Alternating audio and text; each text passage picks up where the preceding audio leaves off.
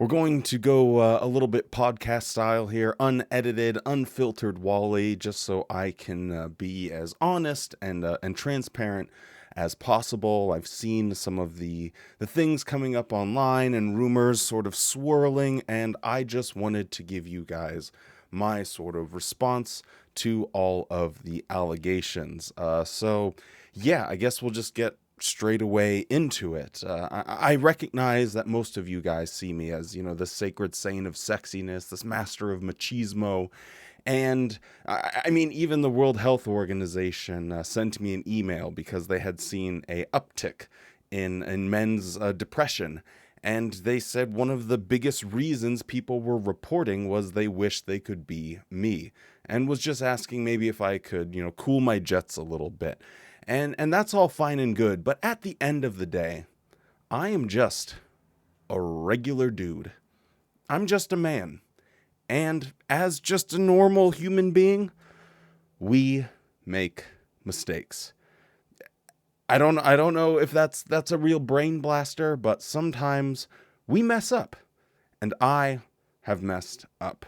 And there's, a lot of different people involved, and I know a lot of people are really hurt by some of the actions that I took. So I just wanted to come forward and basically just say, I am sorry. I am sorry for what I have done. And I recognize in full transparency the gravity of the mistakes that I've made, and I'm working on trying to apologize to the people that I have hurt. But for those of you that don't really know what's going on or don't really know the situation, I guess I'll catch you up to speed here. I made a video a couple days ago where I was depicting a scene out of a kid's video. And in this kid's video, they were talking about some seeds. It was a parable that Jesus gave about seeds, and I erroneously said that they were depicting Armageddon. Okay, I'll stop all the pretenses now. That was as long as I could possibly hold it. That was pretty good. That was like 3 minutes long. But anyway, I do think it is good to actually acknowledge when we do get things wrong and be able to, just have a bit of a laugh about it. So anyway, what am I talking about? So there was this kids video. If you guys didn't see it, here it is. And there was this picture in there that I was thinking, because I saw faces and I saw birds pecking out their eyes and the little steamy flames. To me, that is a very accurate description of how Jehovah's Witnesses talk about Armageddon, about how the birds are going to eat the dead bodies and help fertilize the ground with all of the dead bodies so we can get into paradise. And I do stand by at least that concept. That concept is accurate, and that is something that they talk about, and that is something that they would say, in a convention, and children are attending conventions, so it's not inconceivable that a child would do this. But that wasn't what was going on here. This was talking about the seeds that the sower threw out on the ground. Some of them, I can't remember the entire thing, but then the sower of the seeds, the farmer, he goes to sleep, and then certain ones fall amongst the thorns and get choked out, and other ones fall and the birds get them, and then there's other ones that fall on the good soil, and they grow up to be all happy clappy. Now, what Watchtower does say about that particular illustration is that is representative of people's spiritual progress. Sorry if I keep looking outside. Maybe I should close the blinds and then I won't get distracted by what's going on outside. Novel concept that I normally do, but now I have to adjust my lighting. Welcome to podcast style Wally. You want unedited? You get unedited. Anyway, so what it in the 2008, I just looked it up really quick. 2008 Watchtower. I won't put it on screen. I'll just read it to you guys real quick. It says, "How does the sower take part in the harvest? As soon as the fruit permits it." Why am I putting it on this screen? This looks ridiculous. I'll go over here. When Jehovah makes the kingdom truth grow in the hearts of new disciples, they eventually come to the point where they are prompted by their love for God to dedicate their lives to Him. They symbolize their dedication by water baptism.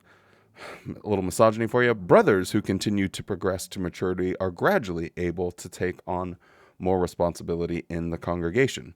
Kingdom fruitage is reaped by the original sower as well as by other kingdom proclaimers who may not personally have been involved with sowing the seed that produce that particular disciple. So their entire concept is you get to the point of baptism. So that music video, that little illustration, it wasn't highlighting what would happen at Armageddon.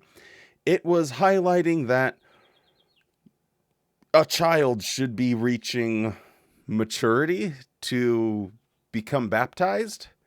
And then if you are baptized at the bottom there, you get to go into paradise. So I don't know how much better that really is if we dig down into it, because it's also saying that if you don't become a baptized Jehovah's Witness, then the problem is with you. It has nothing to do with the religion. Your parents were Jehovah's Witnesses. They planted the seeds, but your heart was corrupted. It was a heart of thorns, or a bird came along and pecked out the seed. And that isn't that much better.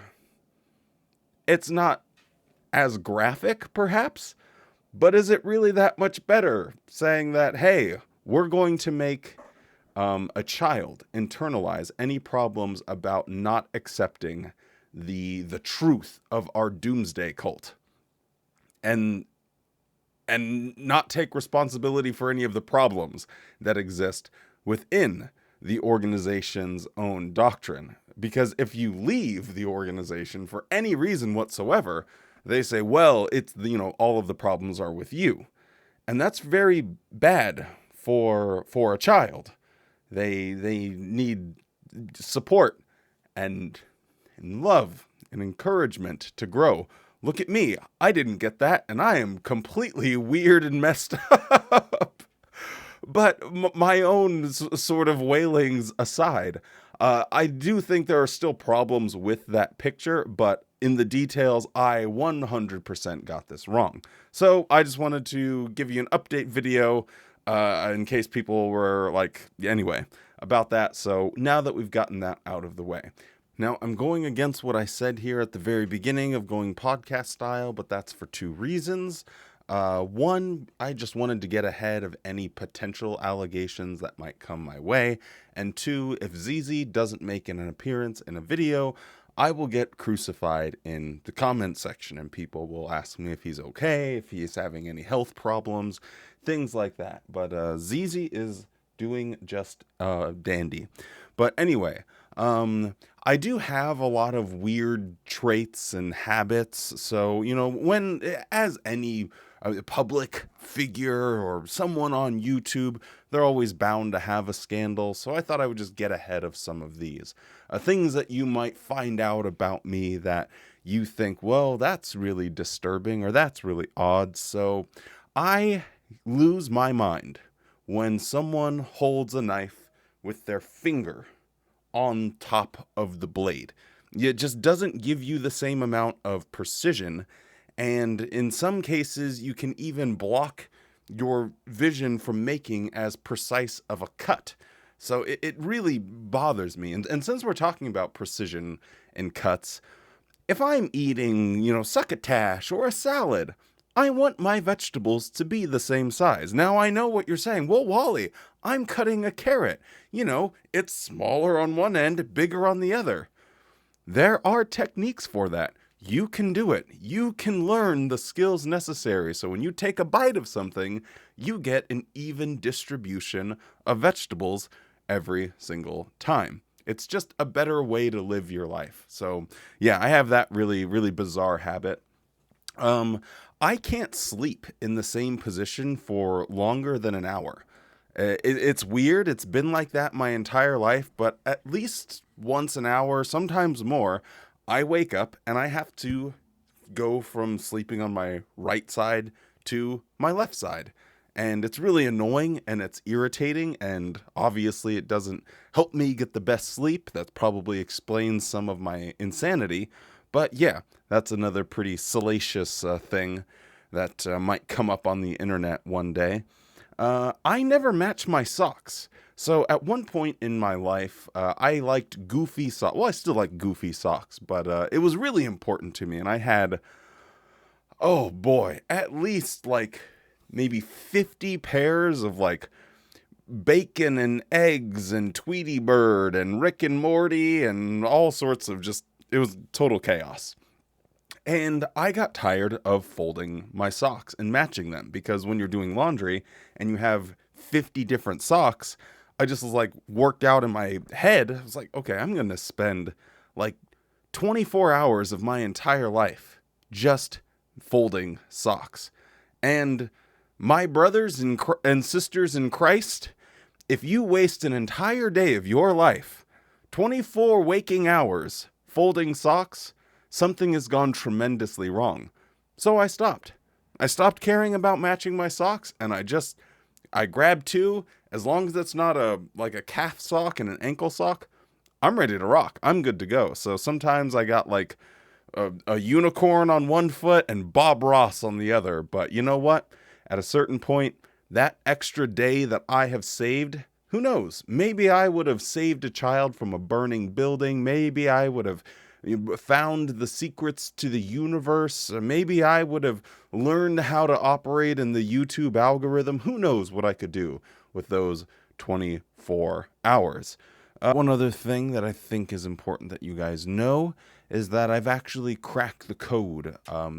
Because a lot of people, they are so stupid. They're taking their stupid pills in the morning, and they see that advertisement for hot singles in your local area. Click here, and they click on it and then get a virus or something. But I've actually solved that entire riddle, because if you really want to attract all the hot singles in your area, this is what you need. You need a hat like this.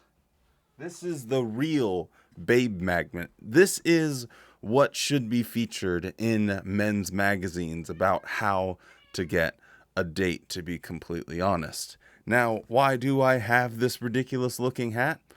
Well, A, it does look amazing. Zizi, will you stop biting me? And B, I have an irrational fear of the sun. And if my skin is exposed to the sun, as you guys know, and a lot of people think that I wear lipstick, I have a naturally red face, and I'm very sensitive. I know you might not think by the color of my skin, but it doesn't really like being out in the sun too much. And ow, Zizi, stop. And yeah, so because of that, I wear stupid hats like this. Now, if you notice my face is a little more red, well, that's because when I left to go on a walk, it was cloudy, and then it got kind of sunny, and yeah, the sun did its deed. But yeah, all of these are super... Ow! Zizi!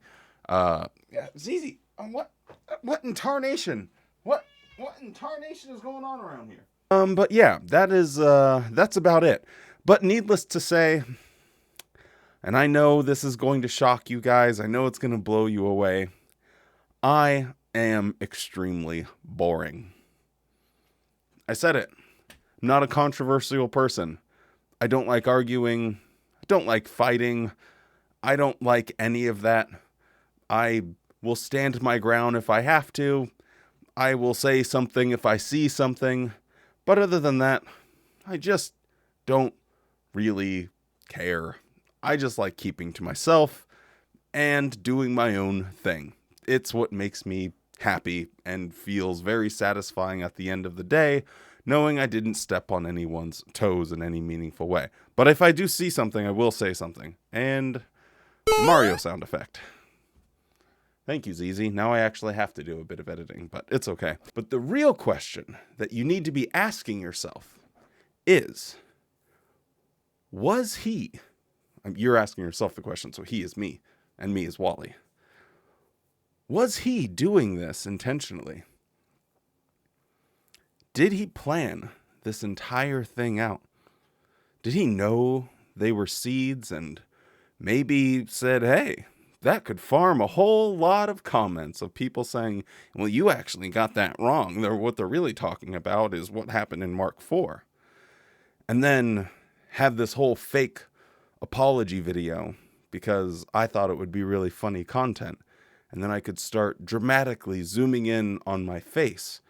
And you, the viewer, I don't even know who's talking anymore. You, the viewer, might just ask yourself, have I been bamboozled by this asshole?